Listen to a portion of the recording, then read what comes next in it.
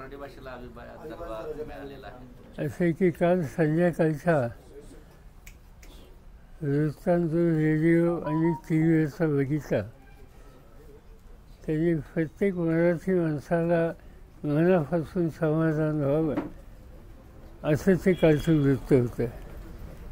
गेल्या अनेक वर्ष केंद्र सरकारकडं अभिजात दर्जा हा मराठी भाषेला द्यावा म्हणून मागणी होती. ती मागणी महाराष्ट्र सरकारने केली. ती मागणी साहित्याच्या क्षेत्रातल्या सगळ्या संस्थांनी केली. ती मागणी साहित्य परिषदेमध्ये अधिवेशनामध्ये ठराव करून त्या ठिकाणी केली.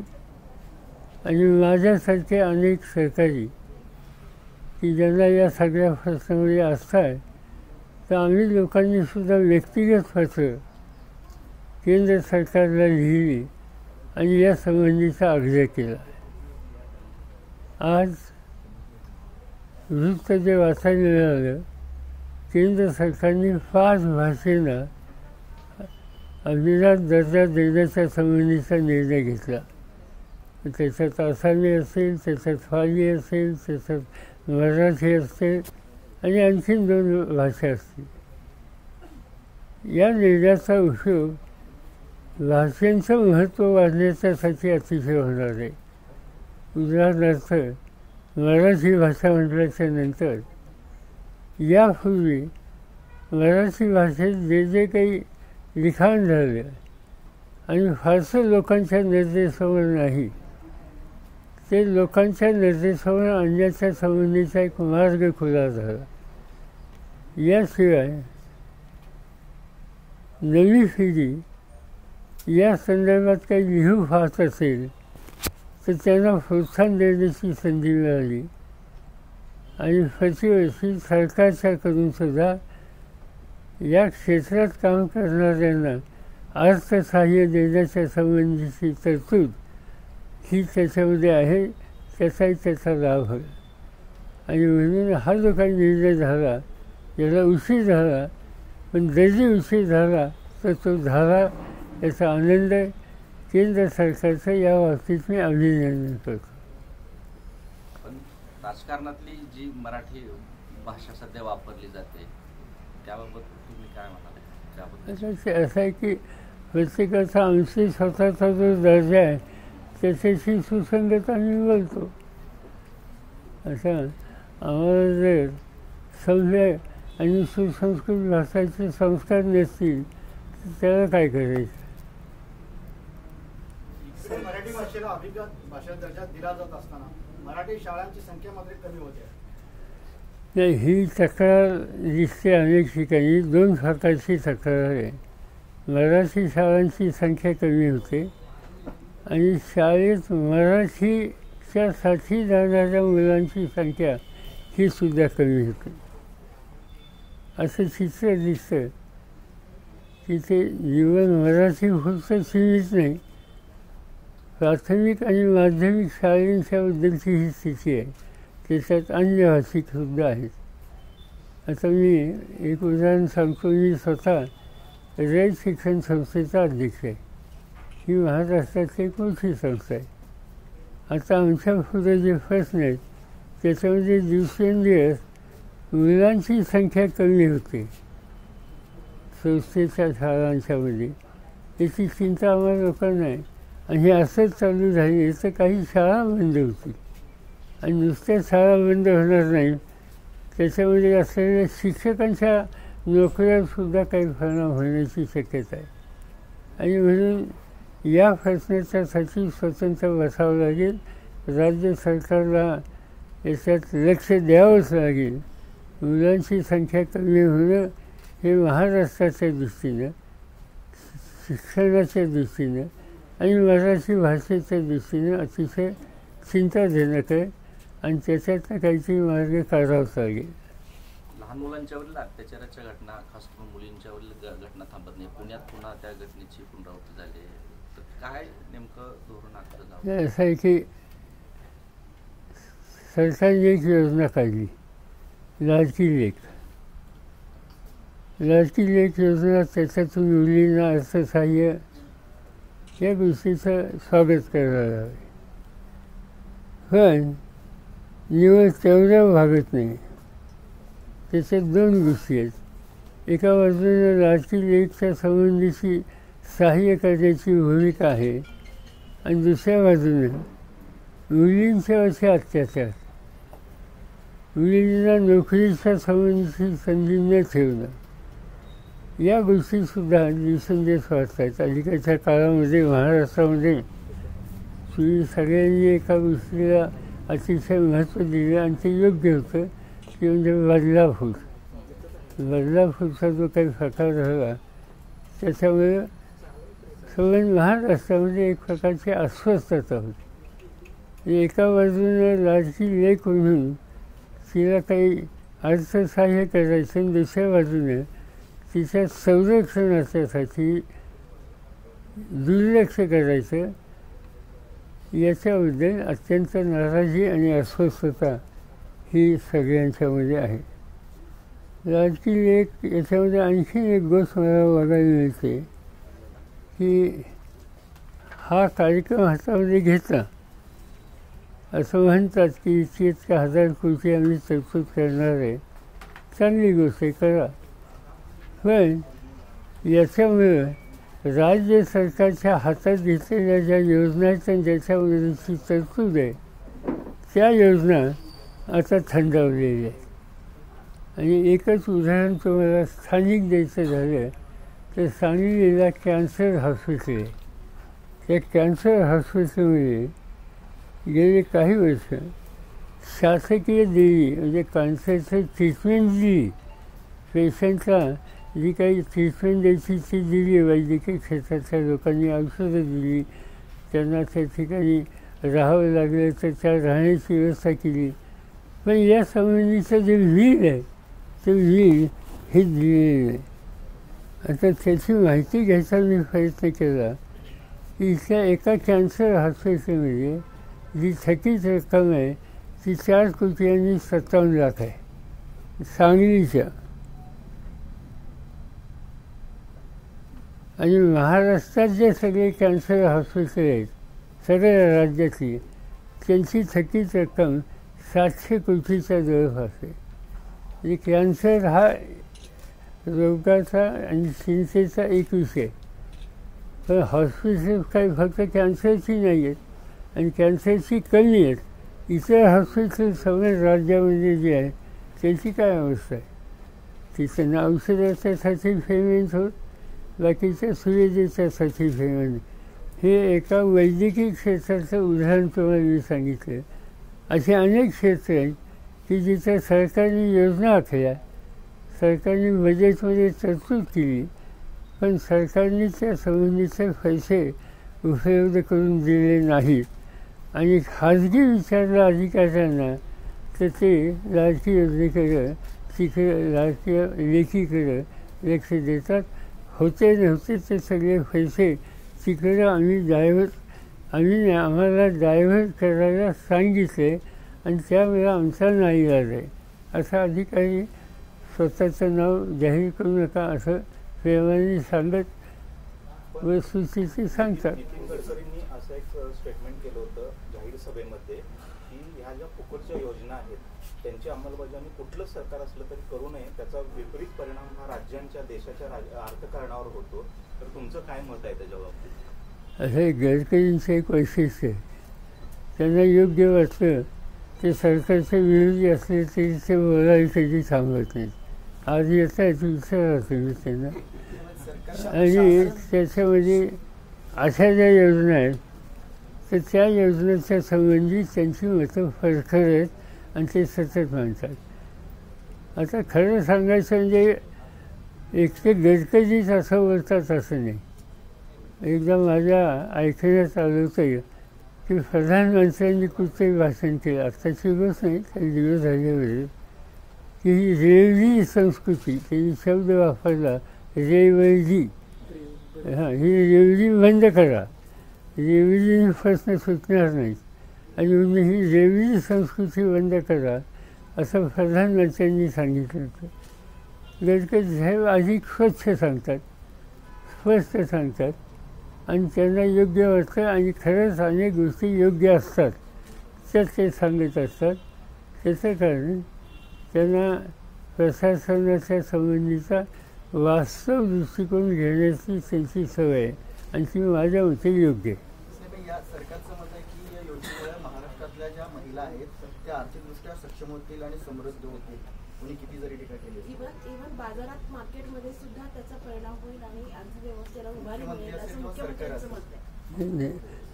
लाडकी योजनेतून जे पैसे दिले जातात त्यामुळे ते पैसे मार्केटमध्ये येतात आणि मग ती मार्केटमध्ये उचलली असं त्याचं मत आहे. नाही, असं आहे की तुमच्याकडे किंवा माझ्याकडे 500 रुपये किंवा 1500 आले, आपण कुठे ना कुठे खर्च करणारच ना.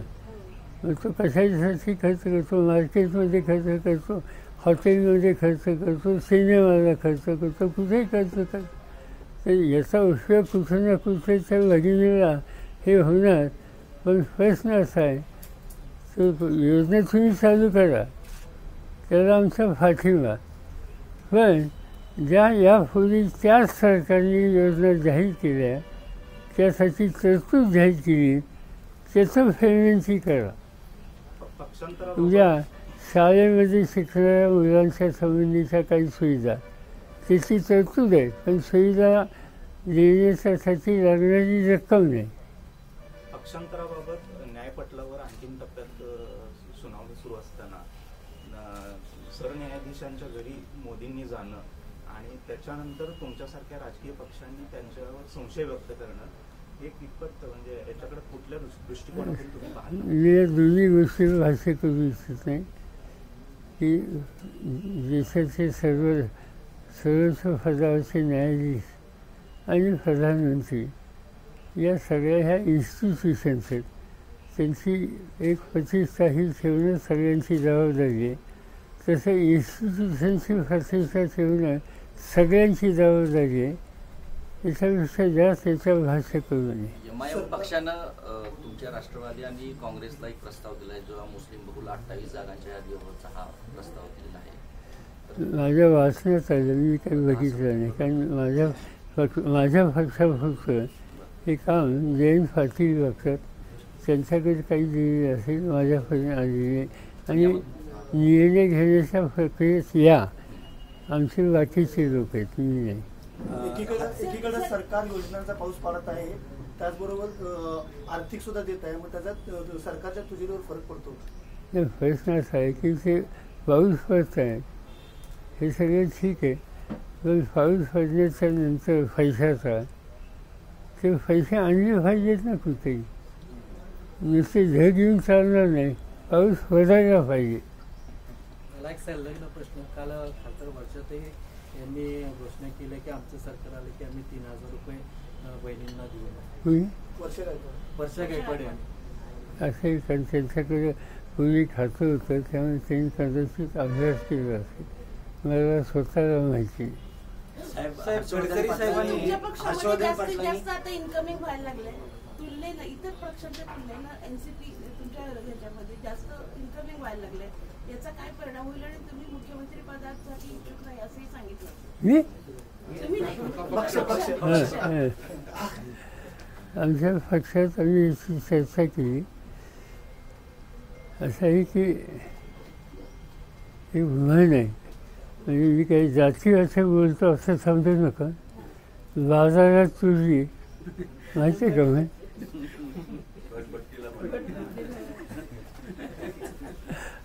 कशाचा काही पत्ता नाही. आजच त्याची चर्चा आहे. अजून निवडणुका व्हायच्यात, मेजरची आहे का?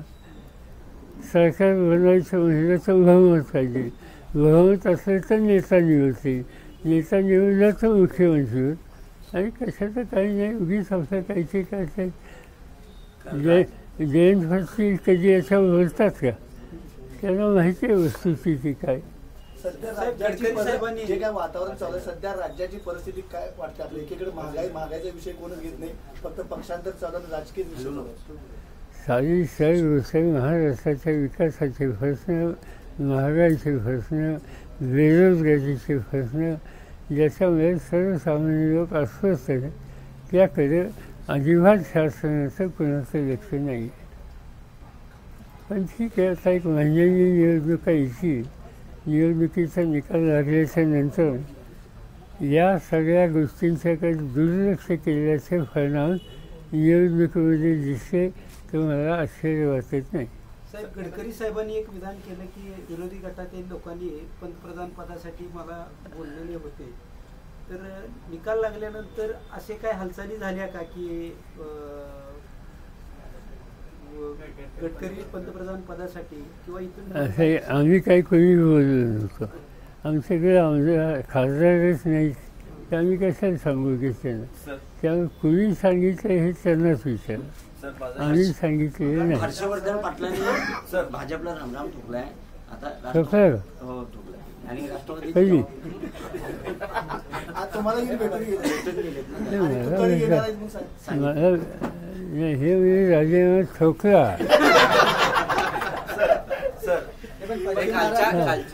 मग तुझं काय कधी प्रवेश करणार आहे हर्षवर्धन पाटलांचा? माहिती नाही. सध्या आज काय करताय साधारणतः आज साधारणतः दुपारी 2 वाजेपर्यंत काय होतं ते बघा, नंतर बोलू. मी जिल्ह्यातच आहे. पण काल पण देखील तुम्ही काही दुष्काळी भागातील नेत्यांना, माझ्या आमदारांना भेटला, खास करून खनारपुराटपाडी मतदारसंघात. नाही, ते माझे जुने सहकारी आहेत. एकेकाळी त्या लोकांनी मी एकत्र काम केलं.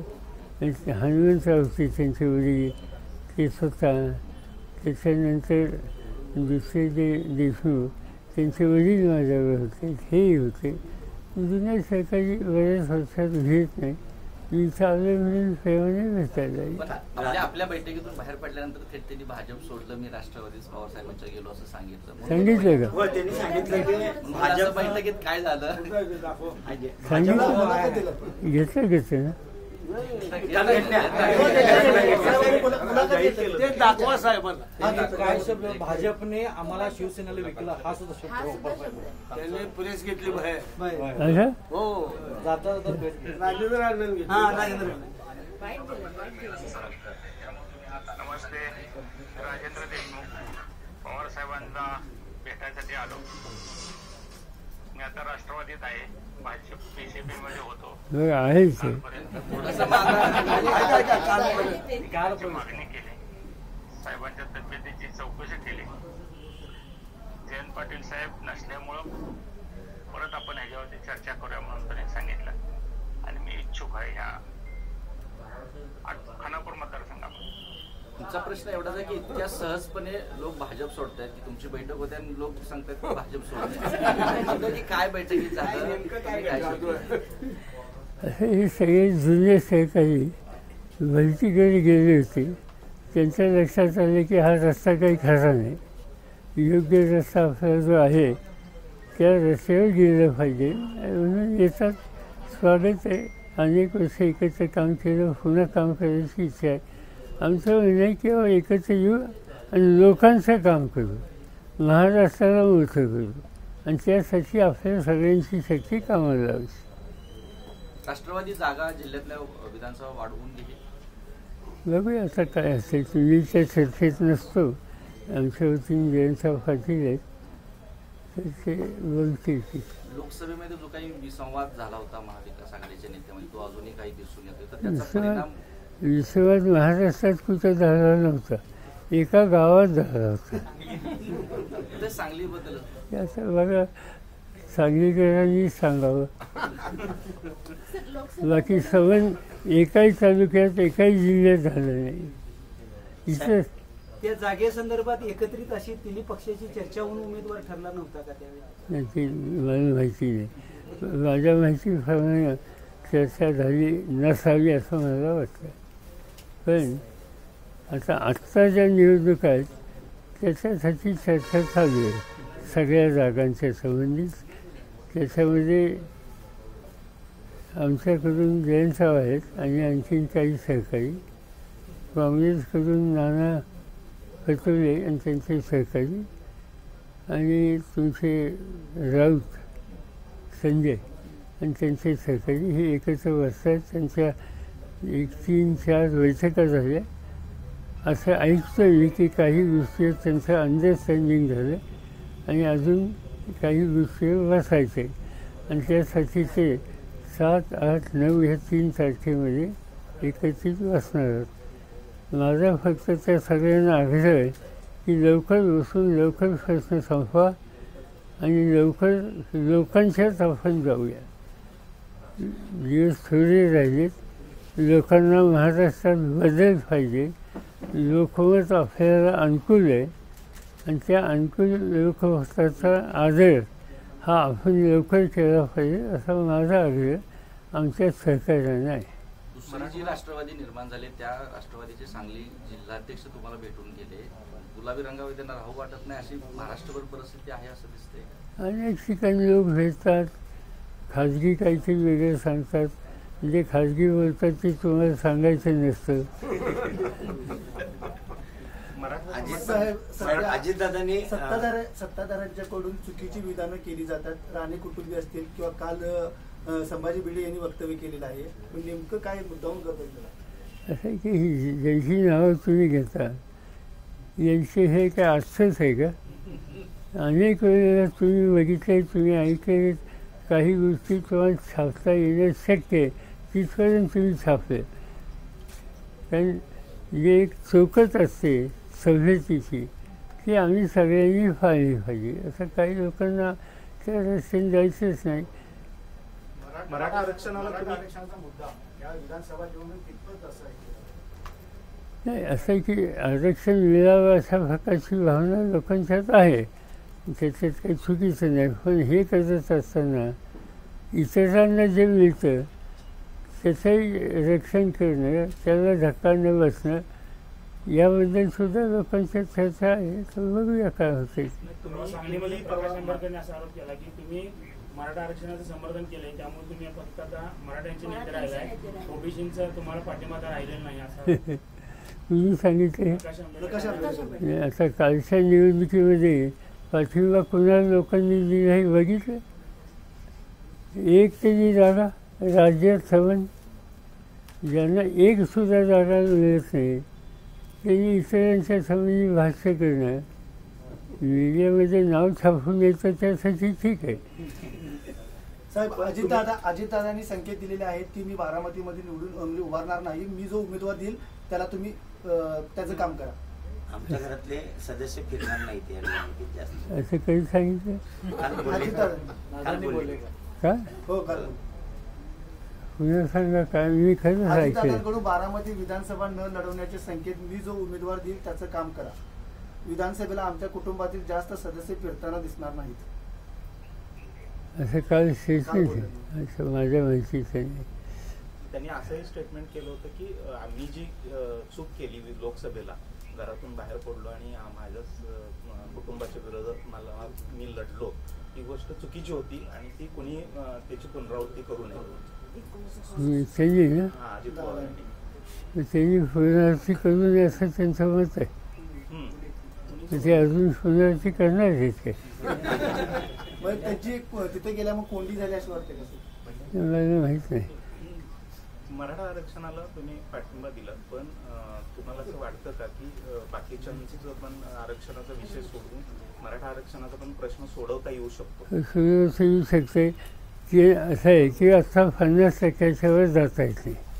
50% वर आरक्षण हवं असेल तर पार्लमेंटमध्ये कायदेशीर दुरुस्ती केली पाहिजे.